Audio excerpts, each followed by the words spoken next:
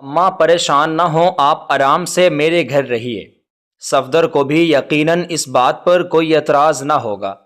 اماں مسلسل آنسو بہائے جا رہی تھیں کیونکہ میرے دونوں بھائیوں نے انہیں گھر سے نکال دیا تھا۔ وہ میری کوئی بھی بات سننے کو تیار نہ تھیں۔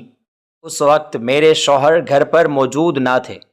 میں نے اماں کو اپنے گھر میں رکھ لیا کیونکہ ان کا میرے علاوہ اور کوئی ٹھکانہ نہ تھا۔ اماں تو میرے پاس رکنے پر راضی ہی نہ تھیں۔ وہ چاہتی تھیں کہ وہ کہیں دارالامان چلی جائیں، مگر مجھے یہ گوارا نہ تھا کہ میرے ہوتے ہوئے میری ماں در در کی ٹھوکریں کھائے۔ میں نے زبردستی اماں کو اپنے گھر میں رکھ لیا۔ بیٹا، میں نہیں چاہتی کہ میری وجہ سے تمہارے گھر میں کوئی مسئلہ ہو۔ تم مجھے جانے دو، میری وجہ سے اپنا گھر برباد نہ کرو۔ اماں اب بھی آنکھوں میں آنسو لیے ضد کر رہی تھیں، مگر میں انہیں کسی صورت بھی جانے نہ دے رہی تھی۔ تو اماں کو مجبوراً میری بات ماننا ہی پڑی۔ ٹھیک ہے بیٹا، میں تمہارے گھر میں تو رہ لوں گی، مگر تم پر بوجھ نہ بنوں گی۔ میں گھروں میں کام کر کے اپنا گزارا چلا لوں گی۔ اماں نے دوپٹے سے آنسو پونچھتے ہوئے کہا۔ اماں، آپ یہ کیسی باتیں کر رہی ہیں؟ میرے ہوتے ہوئے آپ گھروں میں کام کریں گی؟ آپ کو کوئی کام کرنے کی ضرورت نہیں۔ جو ہم کھائیں گے وہ آپ کو بھی کھلا لیں گے۔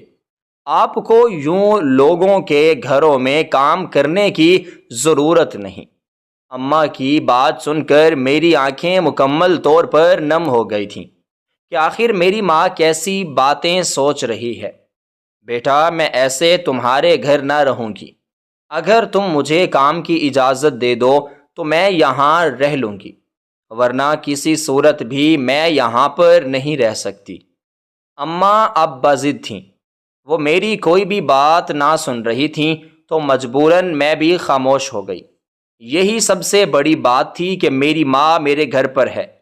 بیٹا، یہ لو کچھ پیسے، بچوں کو گوشت منگوا کر کھلا دینا۔ میری ماں نے اپنے دوپٹے کے پلوں سے پیسے کھول کر میرے حوالے کیے۔ مجھے اپنی ماں پر بہت پیار آیا تھا۔ ان کے پاس صرف 300 روپے تھے اور وہ بھی انہوں نے میرے حوالے کر دیے۔ میں نے بھی خاموشی سے لے لیے کیونکہ میں اپنی ماں کا دل نہ توڑنا چاہتی تھی۔ اب اماں کو میرے گھر پہ رہتے ہوئے 2 دن ہو چکے تھے۔ آج صفدر بھی واپس آ گئے تھے، مگر آتے ساتھ ہی انہوں نے میری ماں کو دیکھ کر غصہ کرنا شروع کر دیا۔ میں نے انہیں بڑا سمجھایا، مگر وہ نہ مانے اور ہاتھ پکڑ کر میری ماں کو گھر سے باہر نکالنے لگے۔ صفدر، آپ کو خدا کا واسطہ میری ماں کو گھر سے مت نکالیے۔ یہ کہاں جائیں گی؟ ان کا اور کوئی ٹھکانہ نہیں۔ یہ آپ کی تو بھی تو کچھ لگتی ہیں۔ خدارا ایسا مت کیجیے۔ میری آنکھوں سے زاروں قطار آنسو بہہ رہے تھے، مگر وہ میری کوئی بھی بات نہ سن رہے تھے۔ میری ماں کی آنکھوں سے بھی آنسو موتیوں کی طرح گر رہے تھے، مگر وہ منہ سے کچھ نہ بولی، کیونکہ جب ان کے اپنے بیٹوں نے انہیں گھر سے نکال دیا تو یہ تو پھر بھی داماد تھا۔ صفدر میری ماں کا ہاتھ پکڑ کر اب باہر کی طرف لے جا رہے تھے۔ اب وہ گھر سے باہر نکل چکے تھے۔ میں چوکھٹ پر کھڑی حسرت سے انہیں دیکھنے لگی، تکنے لگی اور پھر پھوٹ پھوٹ کر روتی۔ میں کتنے مان سے اپنی ماں کو گھر کی طرف لائی تھی، مگر صفدر نے تو انہیں اور بے عزت کر کے رکھ دیا تھا۔ صفدر ماں کو گلی کے نکڑ تک چھوڑ کر آئے تھے اور آتے ساتھ ہی گھر کا دروازہ بند کر دیا، اس نیت سے کہ کہیں ماں دوبارہ نہ آ جائے۔ مگر وہ یہ نہ جانتے تھے کہ میری ماں بڑی برخوردار ہے۔ وہ تو بیٹی کے گھر میں رہنا ہی نہ چاہتی تھی، میری ضد کے آگے مجبور ہو کر یہاں رہ رہی تھی۔ صفدر نے مجھ سے بھی کوئی بات نہ کی اور غصہ کرتے ہوئے کمرے میں چلے گئے۔ اب دوپہر سے شام ہونے والی تھی، ابھی تک صفدر اپنے کمرے سے نہ نکلے تھے۔ میں صحن میں بیٹھی سبزی کاٹ رہی تھی کہ میں نے دیکھا کہ وہ اپنے کمرے سے نکل کر جا رہے ہیں، مگر مجھ سے کوئی بات نہ کی۔ میں نے بھی کوئی بات نہ کی، میں تو ان سے بہت زیادہ ناراض تھی، مگر لگ رہا تھا کہ وہ مجھ سے زیادہ ناراض ہیں۔ جیسے ہی شام ہوئی، گلی میں بہت زیادہ شور مچ گیا۔ میں نے باہر جا کر دیکھا تو میرے پاؤں کے نیچے سے زمین ہی نکل گئی، کیونکہ میرے شوہر صفدر، میرا دل چاہ رہا ہے کہ میں اپنی اماں سے ملوں۔ کتنا عرصہ ہو گیا ہے ہم نے ان کی طرف کوئی چکر ہی نہیں لگایا۔ آج میرا دل بہت اداس تھا، دل کر رہا تھا کہ اڑ کر ماں کے پاس چلی جاؤں، مگر بھائی دوسرے شہر میں رہتے تھے اور صفدر تو کام سے فارغ ہی نہ ہوتے، ہر وقت کسی نئے جھمیلے میں پھنسے رہتے۔ خالدہ، میرے پاس تو بالکل بھی وقت نہیں، ابھی نہیں پھر کبھی چلیں گے، وہ مصروف سے انداز میں کہتے ہوئے کمرے سے باہر نکل گئے۔ انہوں نے تو میری بات کو کوئی اہمیت نہ دی۔ مجھے ان کے اس رویے پر بڑا افسوس ہوا تھا۔ میرا دل ماں سے ملنے کو بہت بے تاب تھا، مگر صفدر تو مجھے لے کر جانے کے لیے راضی ہی نہ تھے۔ میں نے بھی ٹھان لی تھی کہ اماں کے گھر جا کر ہی رہوں گی۔ اس وقت تو میں گھر کے کاموں میں بہت زیادہ مصروف ہو گئی، مگر میں نے سوچ لیا تھا کہ وہ جیسے ہی گھر پر واپس آئیں گی تو میں پھر سے ان سے بات چیت کروں گی۔ اگر وہ ضدی تھے تو میں بھی ان سے کچھ کم نہ تھی۔ ایک بات ٹھان لیتی تو وہ کر کے ہی رہتی۔ صفدر، آپ میری بات کو سمجھتے کیوں نہیں؟ میرا دل بہت زیادہ اداس ہے، میں اماں سے ملنا چاہتی ہوں، مجھے عجیب عجیب سے وسوسے آ رہے ہیں، مگر آپ کو تو کوئی فرق ہی نہیں ہے۔ جیسے ہی صفدر گھر آئے تو میں نے پھر سے وہی مدعا ان کے سامنے رکھ دیا۔ خالدہ، تمہیں ایک باری میں میری بات سمجھ نہیں آتی؟ میرے پاس ابھی وقت نہیں ہے کہ میں تمہیں دوسرے شہر لے جا سکوں، اس لیے تم بھی فضول کی ضد چھوڑ دو اور کچھ دن صبر کر لو۔ صفدر کی آنکھوں میں نے اپنے لیے غصہ دیکھا تھا۔ صفدر، آپ میری بات سمجھ نہیں رہے۔ میرا تو دل چاہتا ہے کہ میں ابھی اور اسی وقت اماں کے گھر چلی جاؤں، اور آپ کچھ دنوں کی بات کر رہے ہیں۔ اگر آپ نہیں جا سکتے تو مجھے اور بچوں کو ہی بھیج دیں۔ میرے ذہن میں ایک خیال آیا تو میں نے فوراً سے وہ سوال بھی صفدر کے گوش گزار کر دیا، کیونکہ ایسا بھی تو ہو سکتا تھا کہ وہ مجھے اور بچوں کو گاڑی پر بٹھا دیں اور خود اپنے کام پر چلے جائیں۔ خالدہ، تمہارا دماغ تو ٹھیک ہے، یہ تم کیسی باتیں کر رہی ہو؟ میں تمہیں اور بچوں کو اکیلا کیسے بھیج سکتا ہوں؟ زمانہ ٹھیک نہیں ہے، اکیلی عورت بچوں کو لے کر دوسرے شہر کیسے جائے گی؟ ان کا غصہ آسمان کو چھونے لگا تھا، مگر ان کی کسی بھی بات کا اثر مجھ پر نہ ہوا۔ صفدر، ایسی بھی کوئی بات نہیں ہے، سارا زمانہ جاتا ہے، اب عورتیں کسی سے کم نہیں رہیں۔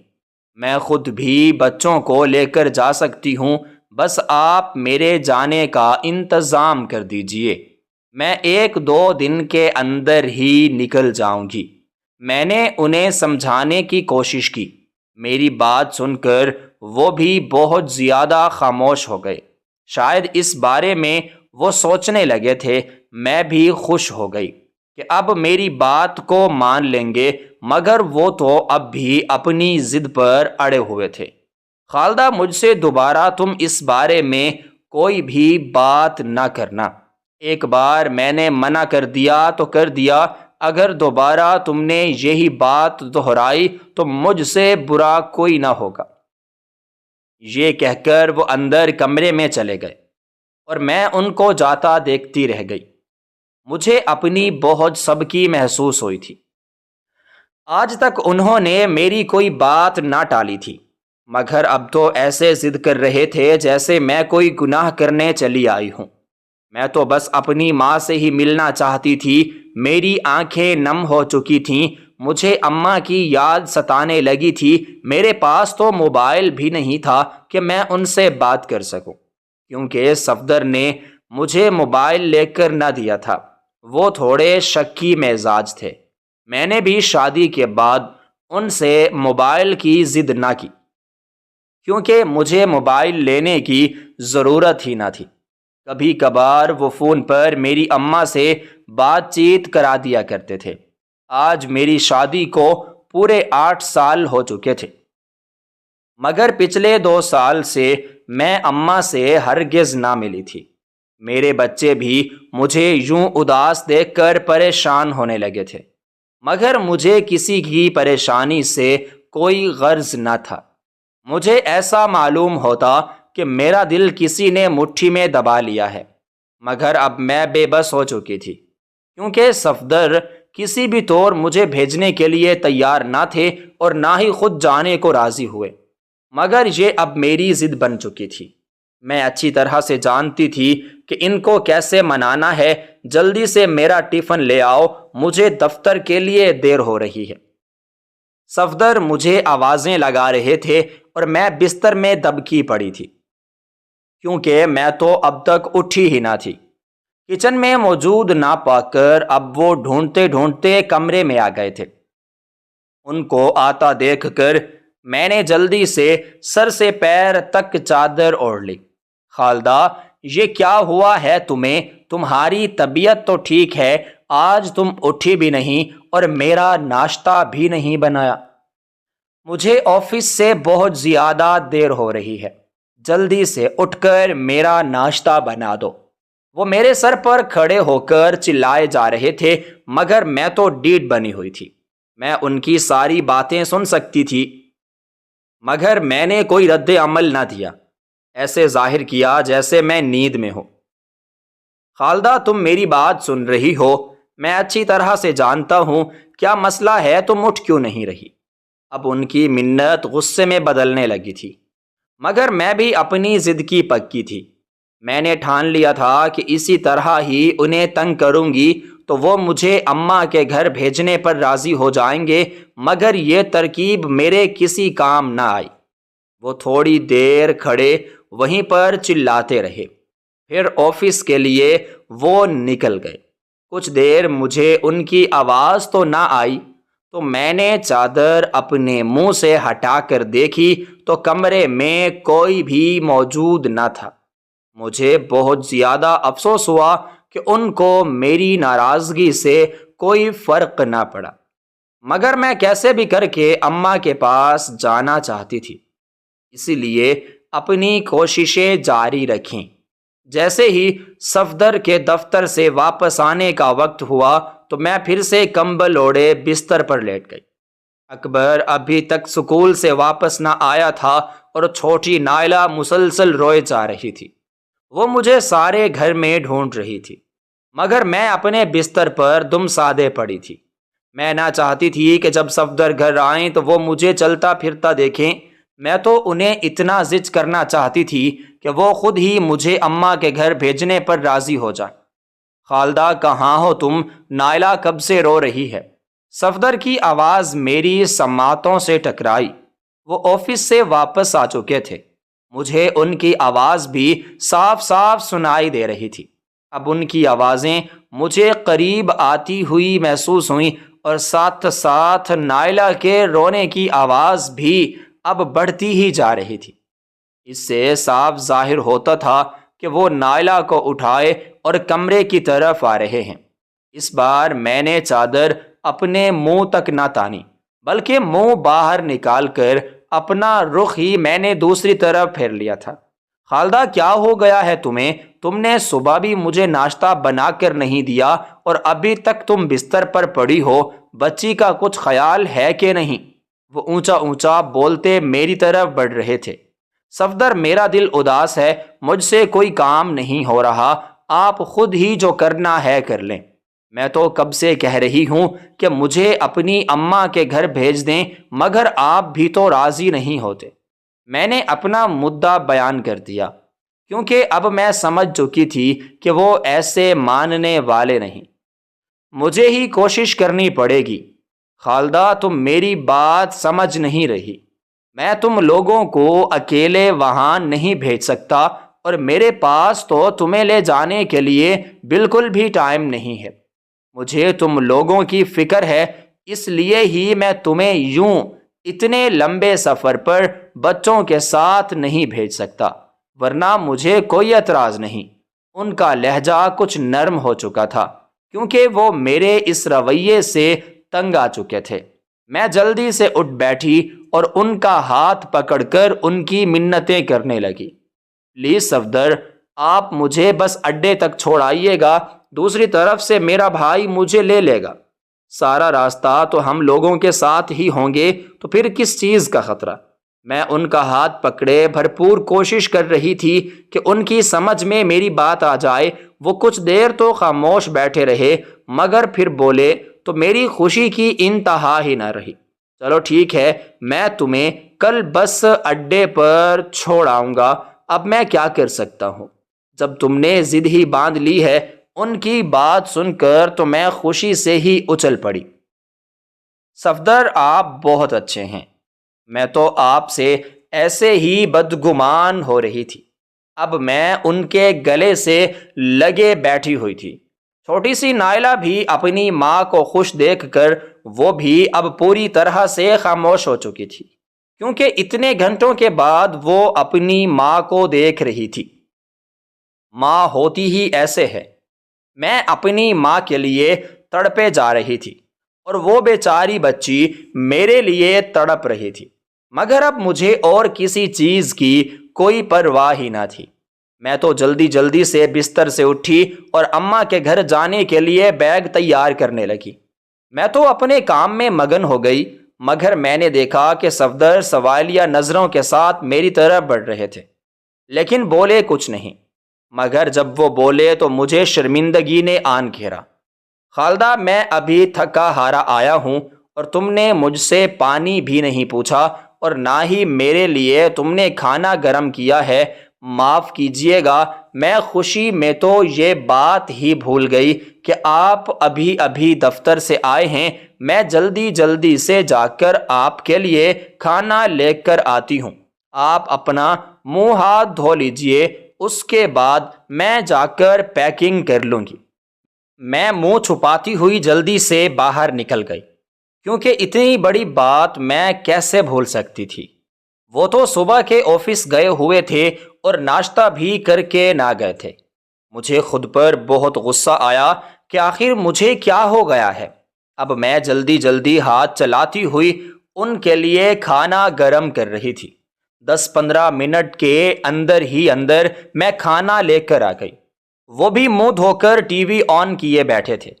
میں نے ان کے سامنے کھانا رکھا اور جلدی سے کمرے کی طرف دوڑ گئی۔ میں دیکھ سکتی تھی کہ وہ عجیب نظروں سے میری طرف دیکھ کر مسکرا رہے تھے۔ انہیں مسکراتا دیکھ کر میں بھی مسکراتی، کیونکہ اب وہ سمجھ چکے تھے کہ میں اپنی ماں سے ملنے کے لیے بہت زیادہ بے تاب ہوں۔ اس لیے ہی مجھے جانے کی انہوں نے اجازت دے دی تھی۔ میں نے تو شام کو ہی اپنی ساری پیکنگ کر لی تھی۔ اب مجھے صبح کا انتظار تھا، مگر صبح ہونے میں تو ابھی 10 منٹ باقی تھے۔ یہ 10 گھنٹے مجھ پر قیامت بن کر گزرے۔ مجھے تو نیند ہی نہ آ رہی تھی۔ ساری رات میں کروٹیں بدلتی رہی۔ میرا دل چاہتا کہ بس ابھی صبح ہو جائے اور میں اماں کے پاس پہنچ جاؤں، مگر وقت گزرنے میں بھی تو وقت لگتا ہے۔ صبح کے قریب ہی نیند کی دیوی مجھ پر مہربان ہو گئی اور میں نے 1-2 گھنٹے کی نیند لے لی۔ میری آنکھ کھلی تو صبح کی اذانیں ہو رہی تھیں۔ میں جلدی سے اٹھی، منہ ہاتھ دھویا، وضو کیا اور نماز پڑھنے لگی۔ کیونکہ ہمیں صبح 9 بجے ہی نکلنا تھا، میں نے جلدی جلدی کھانا بنایا، سارے گھر کی صفائی بھی کر لی، مگر صفدر ابھی تک اٹھے نہ تھے۔ اب 8 بج چکے تھے۔ میرا دل اب زور زور سے دھڑکنے لگا تھا کہ اگر ہم نے بس مس کر دی تو پھر کل تک ہم لوگوں کو انتظار کرنا پڑے گا۔ میں دوڑتی ہوئی کمرے میں گئی اور صفدر کو اٹھانے لگی۔ صفدر، پلیز اٹھ جائیں، بس کے نکلنے میں اب صرف 1 گھنٹہ ہی باقی رہ گیا ہے۔ اگر ہم وہاں پر وقت پر نہ پہنچے تو پھر میں اماں کے گھر بھی نہ جا پاؤں گی۔ وہ تو گھوڑے بیچ کر سو رہے تھے، میری کوئی بھی بات وہ نہ سن رہے تھے۔ صفدر اٹھ جائیں نا پلیز، مجھے تنگ مت کریں۔ میں نے روندی ہوئی آواز کے ساتھ صفدر کو پھر سے اٹھانے کی کوشش کی۔ اس بار انہوں نے بھی اپنے منہ سے چادر ہٹا دی اور مسکراتے ہوئے میری طرف دیکھنے لگے۔ ارے خالدہ، تم تو اتنی پریشان ہو گئی ہو، میں تو بس تمہیں ذرا سا تنگ کر رہا تھا۔ اب تم فکر نہ کرو، میں 10 منٹ میں فریش ہو جاتا ہوں، اس کے بعد تمہیں اور بچوں کو بس اڈے چھوڑ آؤں گا۔ مجھے تو یقین ہی نہیں آ رہا کہ تم اتنی سی بات پر رونے لگ گئی ہو۔ یہ کہتے کہتے اپنے بستر سے بھی اٹھ چکے تھے۔ اب جوتا پاؤں میں پہنتے ہوئے باتھ روم کی طرف بڑھ گئے۔ انہیں اٹھا دیکھ کر میرے دل کو بھی جیسے سکون سا آ گیا۔ میں جلدی سے باہر آ گئی، کیونکہ احمد کو تو میں نے کافی پہلے تیار کر دیا تھا، مگر ابھی تک نائلہ کو میں نے تیار نہ کیا تھا، کیونکہ میں چاہتی تھی کہ میں اسے سب سے آخر میں ہی تیار کروں۔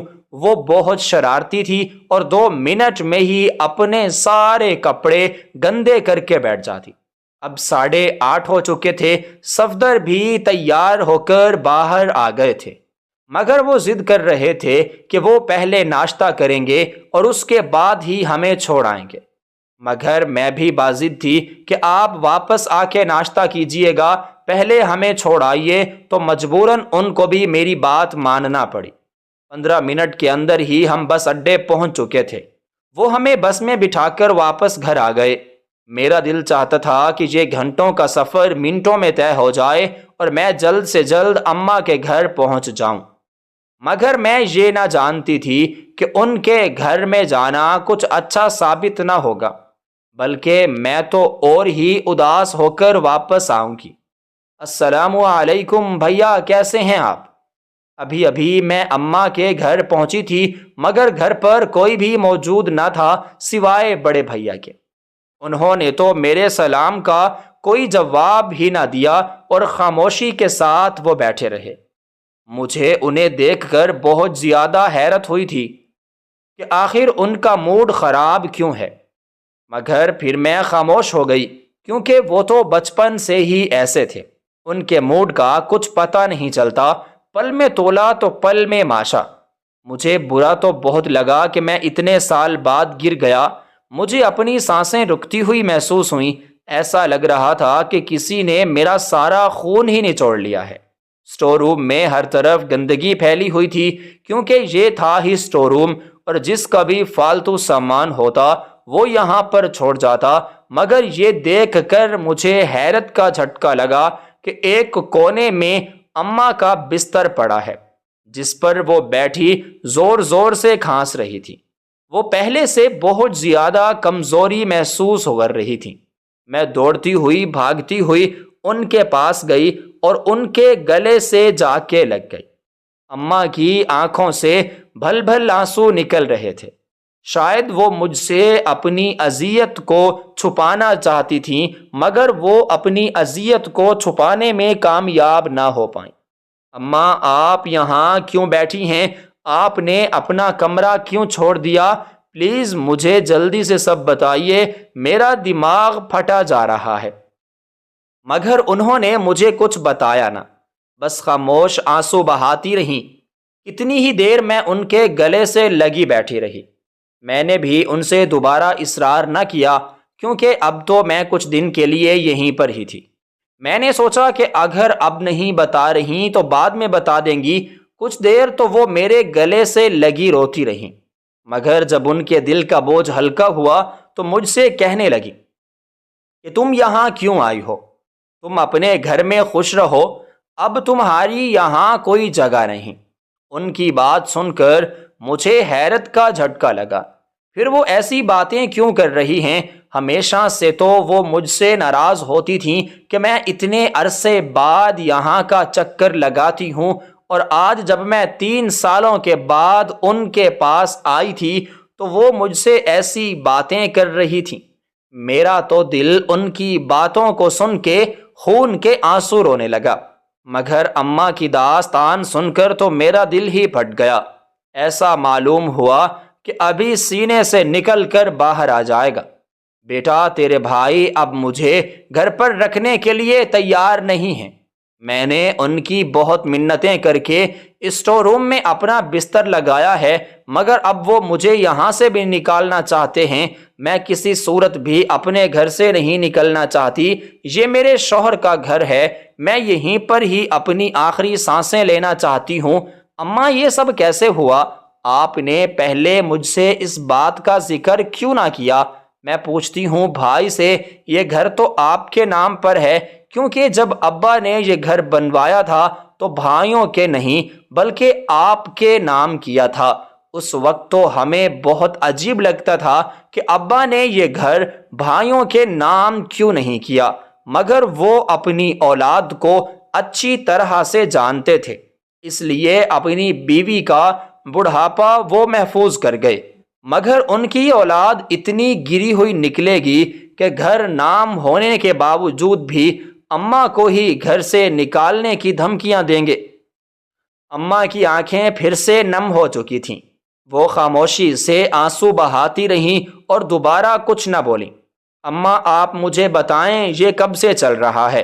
پہلے تو بھائی ایسے نہ تھے، صرف بھابیاں ہی انہیں اکساتی تھیں، مگر اب ایسا کیا ہوا کہ وہ بھی ان کے ساتھ مل گئے؟ تو اماں نے مجھے ساری داستان سنائی، جو سن کر میرا دل بند ہونے کو آ گیا کہ آخر بھائی بھی اماں کے ساتھ ایسا کر سکتے ہیں؟ پہلے تو ان میں بڑا پیار تھا، تو اب ایسا کیا کر رہے ہیں؟ بیٹا آج سے 1.5 سال پہلے کی بات ہے، میں اپنے کمرے میں بیٹھی نماز پڑھ رہی تھی کہ اچانک سے میں نے جھگڑے کی آواز سنی۔ میں اپنی نماز مکمل کر کے جیسے ہی باہر نکلی تو تمہارے چھوٹے بھیا اور بھابھی آپس میں لڑے جا رہے تھے۔ بس ہو گیا، اب میں اس چھوٹے سے ڈبے نما کمرے میں نہ رہوں گی۔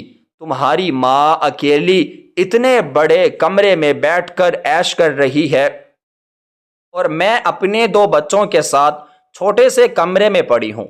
اگر تم نے اپنی ماں سے وہ کمرہ خالی نہ کروایا تو میں یہ گھر چھوڑ کر چلی جاؤں گی۔ اب تم یا تو اپنی ماں کو رکھو یا پھر مجھے۔ چھوٹی بہو کی بات سن کر میرے دل کو دھڑکا لگا تھا۔ میں باہر آ گئی اور تمہارے بھائی سے کہا کہ میں اپنا کمرہ خالی کرنے کے لیے تیار ہوں، میں ان کے کمرے میں شفٹ ہو جاؤں گی۔ وہ بھی میری بات پر خاموش ہو گیا، کیونکہ شاید وہ بھی یہی چاہتا تھا۔ مجھے بھی کوئی خاص مسئلہ نہ تھا، کیونکہ میں تو اکیلی ہی تھی اور وہ 4 لوگ تھے۔ 2 دن کے اندر ہی اندر میں ان کے کمرے میں شفٹ ہو گئی اور وہ میرے کمرے میں، مگر میں وہاں پر بھی بالکل نہ رہ سکی۔ ایک دن میں دوپہر کو اپنے کمرے میں سو رہی تھی کہ پھر سے جھگڑے کی آوازیں میری سماعتوں سے آ کے ٹکرائیں، مگر اس بار میں باہر نہ گئی، کیونکہ یہ تمہاری چھوٹی بھابھی اور بھیا نہیں بلکہ بڑے بھیا اور بھابھی تھے، اور تم اپنے بھائی کو تو اچھی طرح سے جانتی ہو۔ ان کے معاملات میں اگر کوئی بولے تو وہ ہتھے سے ہی اکھڑ جاتا ہے۔ میں خاموشی سے اپنے کمرے میں بیٹھی ان کی باتیں سننے لگی تھی۔ سلیم، تم اماں کو گھر سے نکالو، ہمارا بیٹا اب جوان ہو رہا ہے، ہم ایک کمرے میں نہیں رہ سکتے، تم اپنی ماں سے وہ کمرہ خالی کرواؤ اور علی کا سامان اس کمرے میں رکھوا دو۔ میرا بچہ بیچارہ، اس کی تو کوئی پرائیویسی ہی نہیں رہی، ہر وقت ماں باپ اس کے ساتھ چمکے رہتے ہیں۔ تمہاری بڑی بھابھی تمہارے بھائی پر چلا رہی تھیں اور وہ بھی خاموش نہ کھڑے تھے۔ زینت، میں کیا کروں؟ میں بھی یہی چاہتا ہوں کہ علی دوسرے کمرے میں شفٹ ہو جائے، اس طرح ہمیں بھی بہت زیادہ آسانی ہو جائے گی، مگر اماں کو کیسے کہیں؟ اور اگر اماں کو وہاں سے ہم لوگوں نے نکال دیا تو پھر میری اماں کہاں پر رہیں گی؟ سلیم، آپ کیوں اتنی فکر کرتے ہیں؟ انہیں کسی اولڈ ہوم میں چھوڑ آئیے گا، اب ہم سے ان کی اور خدمتیں بھی نہیں ہو پاتی۔ ہم اپنے بچوں کو دیکھیں یا ہم تمہاری ماں کی خدمتیں کرتی پھریں؟ زینت بیگم، اولڈ ہوم میں چھوڑنے کے لیے بھی مہینے کا خرچہ دینا پڑتا ہے، میری جیب یہ اجازت نہیں دیتی۔ تمہارے بھائی کی بات سن کر تو میرا دل پھٹنے کو آ گیا۔ کیونکہ اس نے مجھے اولڈ ہوم چھوڑنے پر بھی کوئی اعتراض نہ تھا، بلکہ وہ تو خرچے سے ڈر رہا تھا۔ تو پھر ٹھیک ہے، انہیں گھر سے باہر نکال کریں اور بس کمرہ خالی کروائیں۔ اب ہم تینوں ایک کمرے میں اور نہیں رہ سکتے۔ تمہاری بھابھی اپنا حتمی فیصلہ سنا کر اپنے کمرے کی طرف چل دی۔ میں نے اٹھنے کی ہمت کی تاکہ جا کر تمہارے بھائی کو کچھ سمجھا سکوں، مگر میرے قدم تو وہیں کے وہیں جم گئے، کیونکہ تمہارے بھائی کی ایسی باتیں سن کر میرا دل بہت دکھا تھا۔ پھر میں ہمت کر کے ایک ایک قدم لے کر باہر آ گئی۔ تمہارا بھائی ابھی باہر پڑی چارپائی پر ہی بیٹھا تھا۔ میں بھی آ کر اس کے پاس ہی بیٹھ گئی۔ سلیم بیٹا، مجھے تم سے ایک بہت ضروری بات کرنی ہے۔ میں نے ڈرتے ڈرتے ایک ایک لفظ ادا کیا تھا، کیونکہ میں اس کے غصے سے اچھی طرح سے واقف تھی۔ اب کیا بات کرنی ہے آپ کو؟ آپ نے پھر کوئی چیز منگوائی ہوگی۔ آپ کو تو کوئی خیال ہی نہیں ہے کہ میں کتنی مشکل سے کماتا ہوں، بس آپ کی تو روز روز کی فرمائشیں ہی ختم نہیں ہوتی۔ آپ کی وجہ سے میری زندگی اجیرن ہو گئی ہے۔ میرے بیوی بچے مجھ سے ناراض ہیں اور آپ کو تو اپنی ہی پڑی رہتی ہے۔ میری ایک بات پر اس نے اتنی لمبی تقریر کر دی، میں تو سہم کر خاموشی سے بیٹھ گئی۔ سلیم بیٹا، مجھے کچھ نہیں چاہیے، بلکہ میں تو تمہاری مشکل کا حل لے کر آئی ہوں۔ میں نے ایک ایک کر کے بڑی مشکل سے یہ الفاظ ادا کیے، ارے آپ کے پاس میری مشکل کا کوئی حل نہیں ہے، آپ تو بس میری مشکلیں اور بھی بڑھاتی ہی آئی ہیں۔ آج تک آپ نے ہمارے لیے کیا ہی کیا ہے؟ ابا کے جانے کے بعد آپ ہمارے سروں پر پڑی ہیں۔ ہم اپنے بچوں کا پیٹ پالیں یا آپ کی فضول ضروریات پوری کریں، وہ تو میری بات سننے کا رویدار ہی نہیں تھا، بلکہ وہ مجھے ہی سنائے جا رہا تھا۔ مجھے حیرت ہوئی تھی کہ آخر میں نے ایسی کون سی اس سے فرمائش کر ڈالی جو یہ اتنا غصہ کر رہا ہے۔ دوائیوں کے سوا یہ مجھے کون سی ایسی چیزیں لا کر دیتا ہے جس سے اس کا نقصان ہو جاتا ہے؟ مگر میں نے اس سے کچھ نہ کہا، کیونکہ میں تو مسئلہ ختم کرنے آئی تھی۔ اگر میں کچھ بولتی تو سلیم کا غصہ اور بڑھ جانا تھا۔ سلیم بیٹا، میں اپنا کمرہ خالی کرنے کے لیے تیار ہوں۔ تم علی کو میرے کمرے میں بھیج دو اور میں اسٹور روم میں شفٹ ہو جاؤں گی۔ میری بات کو سن کر وہ ایک منٹ کے لیے تو ٹھٹکا تھا، اب اس کا غصہ بھی کافی حد تک ٹھنڈا ہو چکا تھا، کیونکہ اس کا مسئلہ ہی 2 منٹ سے پہلے حل ہو گیا۔ اسے اس بات سے کوئی غرض نہ تھی کہ ماں چھوٹے سے اسٹور روم میں کیسے اپنا وقت گزارے گی، بس اسے تو اپنے بیوی اور بچوں کی ہی فکر ستائے جا رہی تھی۔ وہ مسکراتا ہوا وہاں سے اٹھ گیا اور اپنے کمرے کی طرف چلا گیا۔ تھوڑی دیر بعد اس کے کمرے سے کہکہوں کی آوازیں آنے لگیں۔ شاید وہ لوگ یہ خوشی منا رہے تھے کہ ماں اب اسٹور روم میں رہے گی اور ان کا بچہ میرے کمرے میں۔ پھر کچھ ہی دنوں میں میرا بستر اٹھا کر اسٹور روم میں رکھ دیا گیا اور میرے کمرے میں علی کا سامان رکھ دیا گیا۔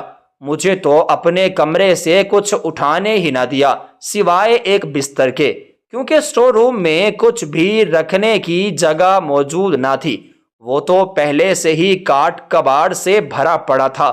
میں بھی خاموش ہو گئی، کیونکہ میں اس گھر سے نکلنا بالکل نہ چاہتی تھی۔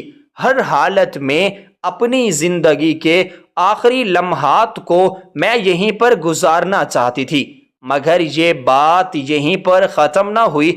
اب تو مجھے کھانا دینے پر بھی کوئی راضی نہ تھا۔ ہر وقت تمہارے دونوں بھائی آپس میں لڑتے رہتے، ایک کہتا کہ تم کھانا دو اور دوسرا کہتا تم۔ دونوں کی بیویاں بھی اب آپس میں لڑنے جھگڑنے لگی تھیں، مگر اب اس معاملے میں کچھ نہ کر سکتی تھی، کیونکہ جو میں کر سکتی تھی وہ میں پہلے ہی کر چکی تھی۔ اب 2 دن کا کھانا کھائے بغیر تو نہ رہ سکتی تھی۔ پھر ان میں یہ فیصلہ ہو گیا کہ دن میں 1 مرتبہ مجھے کھانا دیا جائے گا، ایک ہفتہ تمہارا چھوٹا بھائی کھانا دے گا اور ایک ہفتہ بڑا۔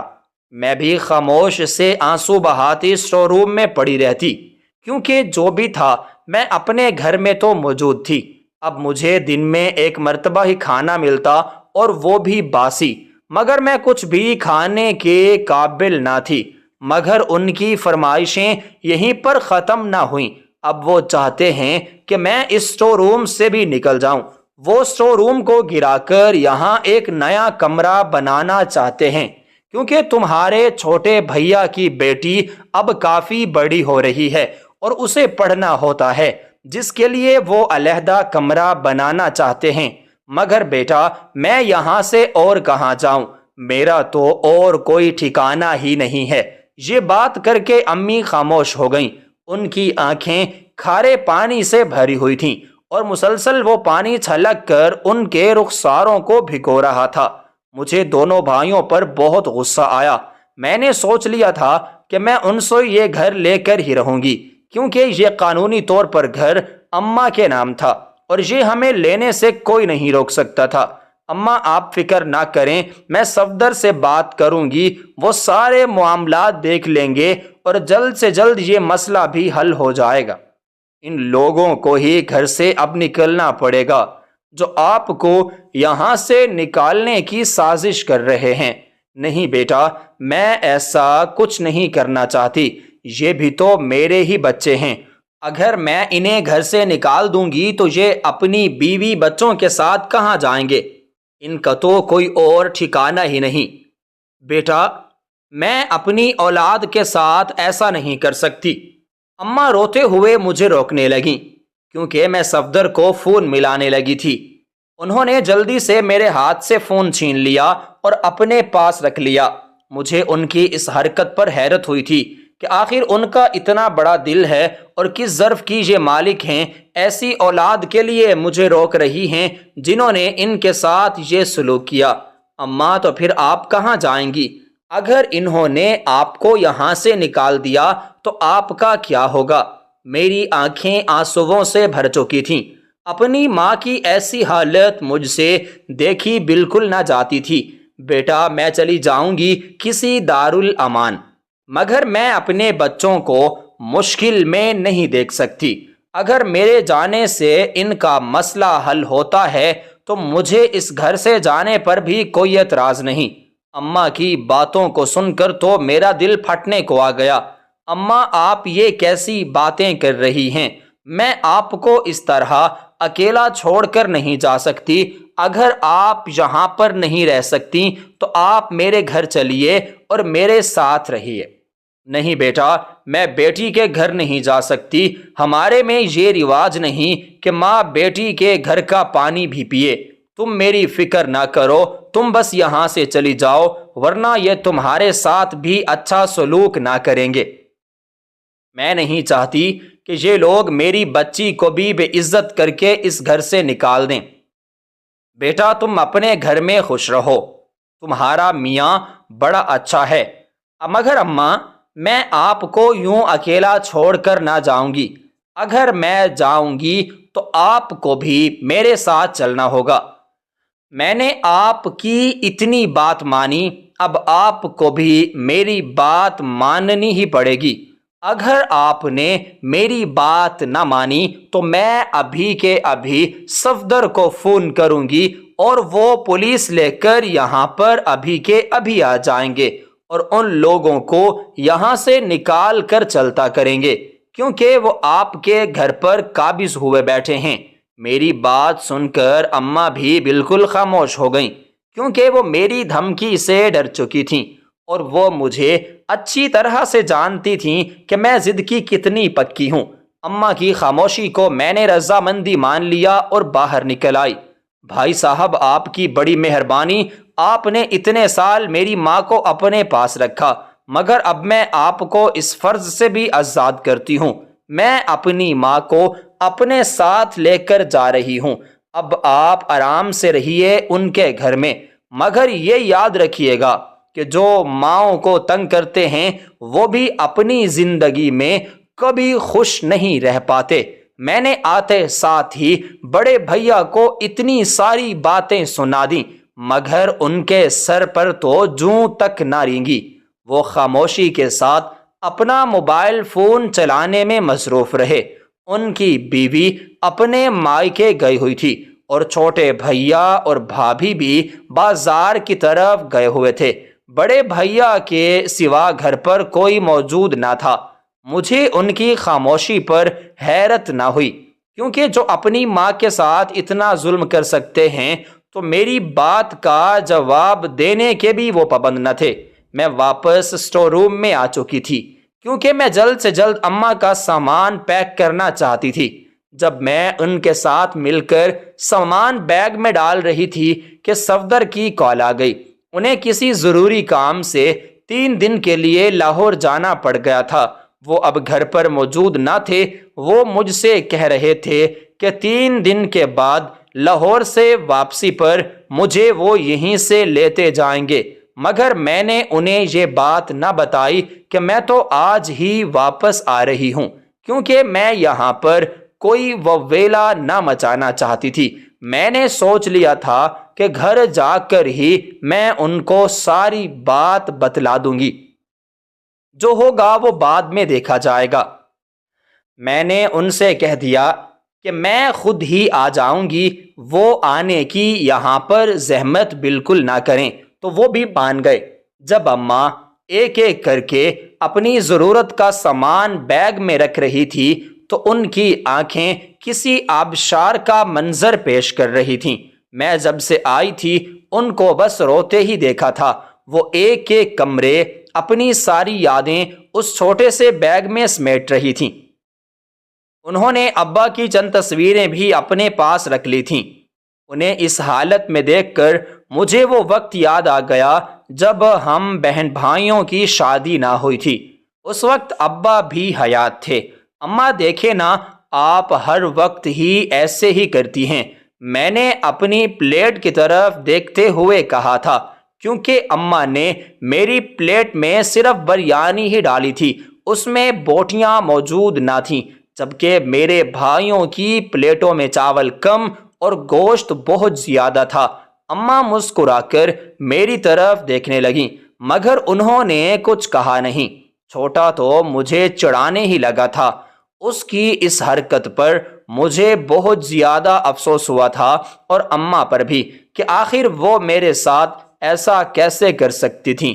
مگر میں تو کچھ زیادہ ہی سوچ رہی تھی، کیونکہ اکثر مائیں ایسی ہی ہوتی ہیں، وہ اپنے بیٹوں کا بہت زیادہ خیال رکھتی ہیں۔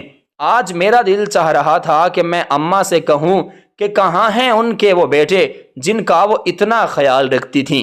ان کے بیٹے ان کے کسی کام نہ آئے تھے، اور انہیں در بدر کی ٹھوکریں کھانے کے لیے اکیلا چھوڑ دیا تھا۔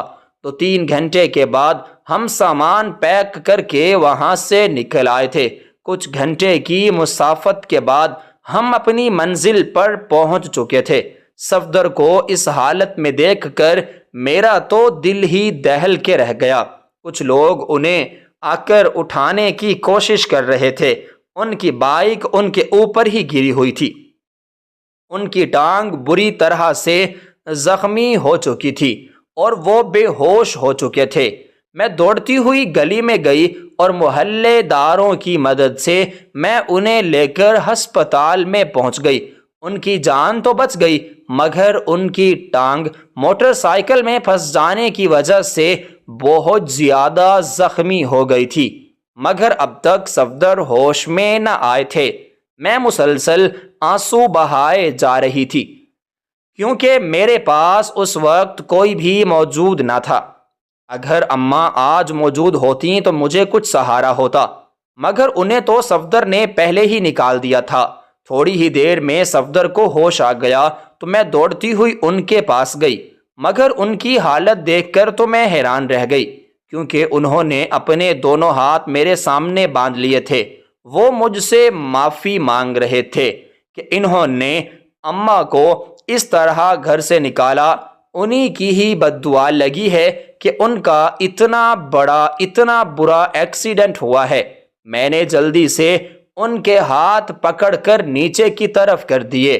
کیونکہ وہ تو خود ہی اس وقت اتنی تکلیف سے اور اذیت سے گزر رہے تھے، میں انہیں اور پریشان بالکل بھی نہ کرنا چاہتی تھی، اور میں نے انہیں فوراً معاف کر دیا۔ خالدہ تم کیسے بھی کرو، بس اماں کو ڈھونڈو، اب وہ ہمارے پاس ہی رہیں گی۔ مجھ سے بہت بڑی غلطی ہو گئی، میں اپنی غلطی کو سدھارنا چاہتا ہوں۔ ان کی آنکھوں سے بھل بھل آنسو بہہ رہے تھے۔ وہ اماں کو واپس لانے کا کہہ رہے تھے، مگر اب تو اماں کا کچھ اتا پتہ ہی نہ تھا، تو میں انہیں کہاں سے ڈھونڈتی۔ کچھ ہی گھنٹے کے بعد صفدر کو ہاسپٹل سے ڈسچارج کر دیا گیا، مگر جب ہم گھر آئے تو ہماری خوشی کی انتہا نہ رہی۔ اماں تو گھر میں ہی موجود تھیں، کیونکہ جاتے وقت میں نے دروازہ بند نہ کیا تھا اور ایسے ہی جلدی میں نکل گئی تھی۔ انہیں دیکھ کر تو ہماری خوشی کی انتہا نہ رہی، مگر وہ صفدر کو دیکھ کر بہت زیادہ ڈر گئیں اور فوراً سے کہنے لگیں کہ بیٹا، میں تو اپنا سامان لینے آئی تھی، تمہارے سسر کی کچھ تصویریں میرے بیگ میں موجود تھیں اور میرا بیگ یہیں پر رہ گیا ہے، ان کے بغیر میں کیسے رہ سکتی تھی؟ بس میں ابھی اپنا سامان اٹھا کر یہاں سے چلی جاؤں گی۔ انہوں نے بڑی مشکل سے یہ لفظ اپنے منہ سے ادا کیے اور بیگ اٹھا کر جانے لگیں، مگر صفدر نے آگے بڑھ کر انہیں روک لیا اور ان کے قدموں میں گر کر معافی مانگنے لگے۔ اماں مجھے معاف کر دیجئے، آپ میری ماں کا درجہ رکھتی ہیں اور میں نے آپ کے ساتھ اتنا برا سلوک کیا۔ اماں نے انہیں دونوں کندھوں سے پکڑ کر اٹھایا اور اس کے سر پر ہاتھ رکھ کر کہنے لگیں، بیٹا تمہاری کوئی غلطی نہیں، میرے ساتھ تو میری اولاد نے بھی یہی کیا، تم تو پھر بھی میرے داماد ہو، تمہاری کوئی غلطی نہیں، مگر میں اب تمہارے گھر میں نہیں رہ سکتی، میں تم پر بوجھ نہیں بننا چاہتی۔ یہ کہہ کر وہ وہاں سے جانے لگیں تو میں نے آگے بڑھ کر انہیں روک لیا۔ پہلے تو وہ نہ رکیں، مگر میری ضد کی وجہ سے وہ بھی خاموش ہو گئیں۔ اب وہ ہمارے ساتھ ہی آ کر رہنے لگی تھیں۔ صفدر اب ان کے ساتھ بڑا پیار جتاتے اور ان کی چھوٹی چھوٹی ضروریات زندگی کا بھی خیال رکھتے تھے۔ کچھ ہی دن پہلے ہمیں بڑے بھیا کا فون آیا تھا۔ ان کی نوکری چلی جانے کی وجہ سے ان کی بیوی بچے انہیں چھوڑ کر جا چکے ہیں۔ وہ اب اماں کو واپس لے جانا چاہتے تھے، مگر اماں نے ان کے ساتھ جانے سے انکار کر دیا۔ چھوٹے بھائی کا بھی کاروبار ٹھپ ہو گیا اور وہ بھی سڑک پر آ گئے تھے۔ آج یہ بات ثابت ہو چکی تھی کہ ماں کا دل دکھانے والے کبھی بھی اپنی زندگی میں خوش نہیں رہ پاتے۔ مائیں تو جنت ہوتی ہیں، اور بھلا اپنی جنت کے بغیر بھی کوئی رہ سکتا ہے؟